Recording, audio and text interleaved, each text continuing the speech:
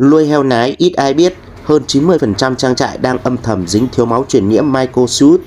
Nái xanh xao, nuôi thai kém, đẻ không như trước, không phải do nuôi sai mà do thiếu máu từ bên trong. B Ultra giúp bổ máu, tái tạo hồng cầu cho heo nái với B12, sắt sinh học, B Complex hấp thu cao. B Ultra nuôi máu cho nái, giữ gốc cho trại. Vậy bà con nào đang gặp tình trạng lái xanh xao, gầy gò, thiếu máu, hãy comment chia sẻ ở phía dưới video. Chúc bà con chăn nuôi thắng lợi.